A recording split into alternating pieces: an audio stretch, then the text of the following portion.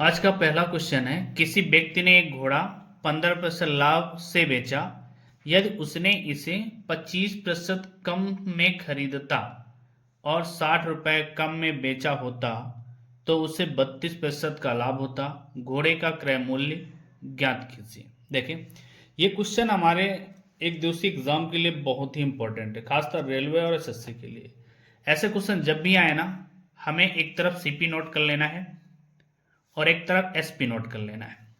यह हमें पता है कि जो क्रय मूल्य होता है वो अपने आप में हमेशा 100% होता है। वैल्यू कुछ भी दी गई हो, 5,000 दी गई है तब भी 100%, और अगर हमारी वैल्यू मान लो 10,000 दे दी गई ना, तब भी वो 100%। परसेंटेज के मामले में क्रय मूल्य हमेशा 100 होता है।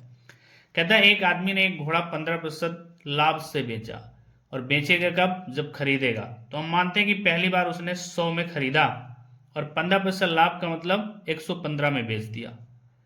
अब दोबारा कहता है यदि उसने इसे 25% कम में खरीदता, यानी अब दोबारा कह रहा है कि हम 100% पे नहीं खरीदेंगे, 100% के बजाय हम 25% कम में खरीदेंगे। 25% कम का मतलब हुआ कि 75 में खरीदेंगे और इसे 60 रुपए कम में बेचा होता, यानी 75 में खरीद कर वो इसे 60 रुपए कम में बेचता।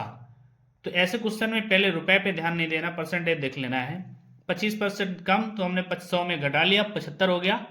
अब इसके बाद देखें, जो लाभ होता है ना वो हमेशा क्रय मूल्य पर होता है। 100 पर 15% लाभ था तो 115। अब यहाँ 75 पर कह रहा 32%, तो ये 75 अब अपने आप में हो जाएगा 100%। तो 75 का हम 32% प्रॉफिट के साथ, तो ये अपने आप में 100 माना जाएगा, और 32 प्रॉफिट तो 132। अब 132% पे बिकेगा, परसेंटेज हटाएंगे बटे में 100। अब अगर हम देखें तो 25 या 75 होता है और 25 चौके 100, और 4 से काटे जो 4 तेई 12 और 4 तेई 12 ये कैंसल। 33 गुणे 3 तो 3 तिरिक्का 9 और 3 तिरिक्का 9। पहली बार 15% प्रॉफिट रहा तो 115 पर बिक रहा। अब 25% कम पे जो खरीदा और उसके 32% प्रॉफिट पर बेचा तो 99 का बिका। और इन दोनों का जो अंतर आएगा ना, कितना अंतर आ रहा है? 16। ये 16% की वैल्यू ही हमारी 60 रुपए है, क्योंकि पहले देखो कह रहा 60 रुपए कम में बेचा जाए, तो यहां भी कितना कम मिल रहा है? 115 से 99 घटा लो, मतलब कितना कम हुआ? 16। तो अब ये 16 की वैल्यू दी गई ना हमारी 60 रुपया, और निकालना क्या हमें? क्रय मूल्य। क्रय मूल्य होता है 100%, तो 100% की वैल्यू निकालना है, तो यहाँ पी लिख लें, यानी प्रिंसिपल चाहिए। 4 चौक 16 और 4 से काटे 25, और फिर यहाँ 4 एक नाम 4 और ये आएगा 15। अब इधर 1 से गुणा करेंगे तो पी आएगा, और इधर हो जाएगा 25 गुणे में 15। अब गुणा कर लें, 15 पचे 75 और 15 दूना 30, हासिल 7 37, यानी अब इसकी कीमत कितनी हो जाएगी? क्रय मूल्य 375 रुपए। Next question. नेक्स्ट क्वेश्चन कहता है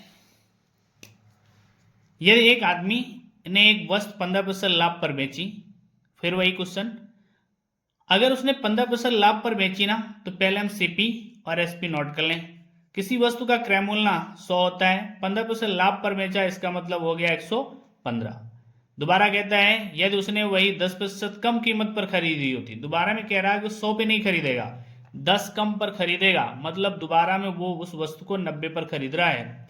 फिर कहता है कि 10% कम पर खरीदी होती और 4 रुपए कम पर बेची होती। अब ये जो 90 की वस्तु है ना, इसको और 4 रुपए कम पर बेच दें, तो हमें क्या कह रहा? 25% का लाभ हो रहा है। अब ये जो लाभ है ना, इस क्रय मूल्य पर हमेशा याद रखना है कि लाभ और हानि की गणना जो होती है, लाभ और हानि की जो गणना होती है वो हमेशा क्रय मूल्य पर होती है। यहाँ 15% लाभ था, 100 क्रय मूल्य था तो 115 कर दिया। अब दोबारा 10% कम पर खरीदा, यानी 90। अब 90 अपने आप में माना जाएगा, फिर से ये कि परसेंटेज के मामले में 100 ही है।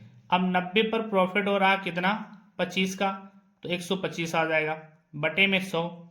अब यहाँ देखें, 0 से 0 कैंसिल कर लें और 9 से हम गुणा कर लें। 9 पछे 45, हासिल 4, 9 दून 18, 4 22, हासिल 2, 9 एक 9, 9 2 11 और 10 है ना, तो एक अंक बाद पॉइंट लगा दें।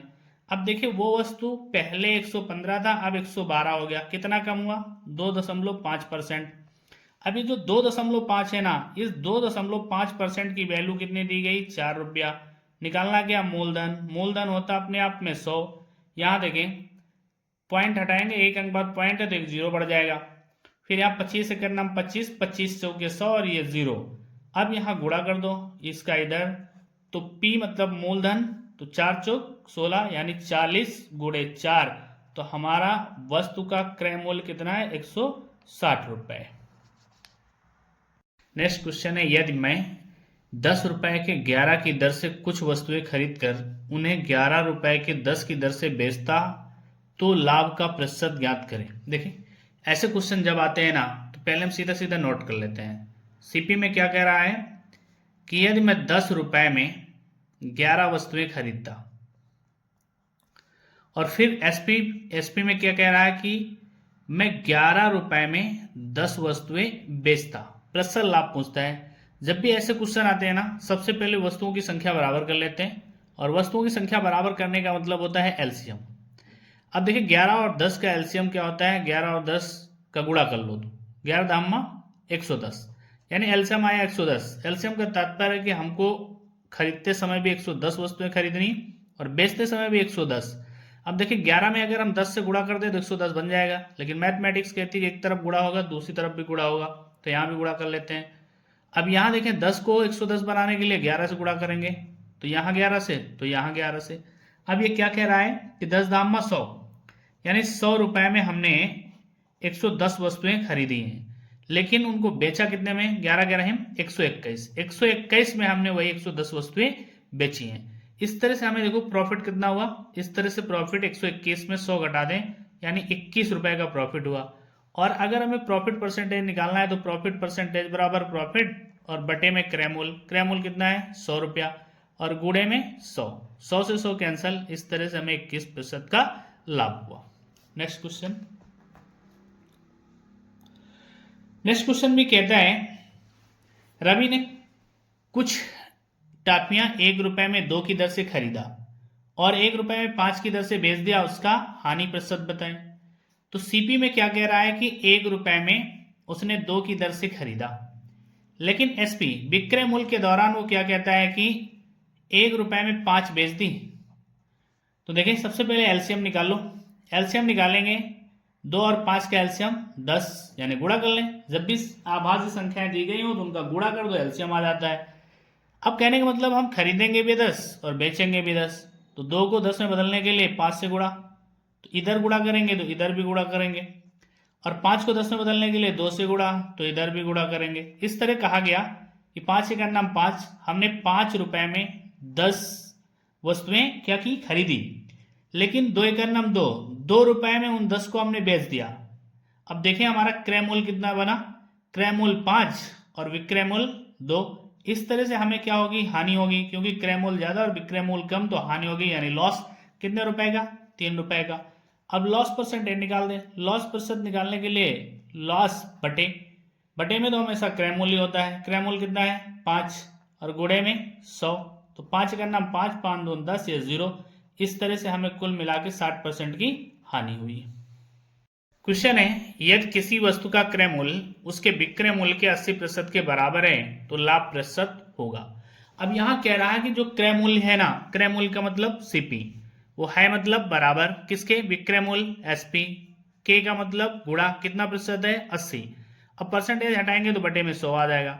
अब यहां से देखें इस एसपी को हटा के यहां कर लो, तो इस तरह से देखा जाए विक्रय मूल्य हमारा कितना है 100 और क्रय मूल्य कितना हुआ 80। तो इस तरह से देखा जाए तो प्रॉफिट कितना हुआ, प्रॉफिट बराबर होता क्या है विक्रय मूल्य और माइनस में क्रय मूल्य। इस प्रकार हम 100 से अगर 80 घटाए तो हमें प्रॉफिट हुआ 20 का। अब पूछ रहा है प्रतिशत लाभ बताएं, लाभ और हानि की गणना कहाँ होती है, क्रय मूल्य पर।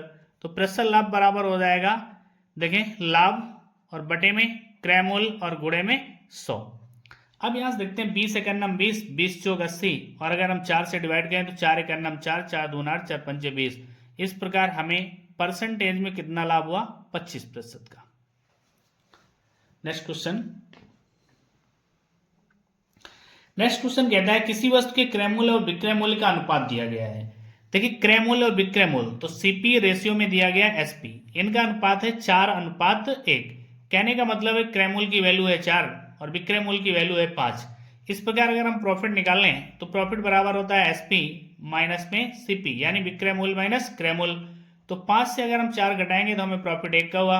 और प्रॉफिट परसेंटेज निकालने का मतलब है प्रॉफिट बटे में क्रय मूल्य, यानी सीपी कितना 4 और गुणे में 100। आगे यहाँ डिवाइड कर दें तो 4 दून 8, 4 पंचे 20, इस प्रकार मिला के इसमें भी हमें प्रॉफिट कितना हुआ 25% का।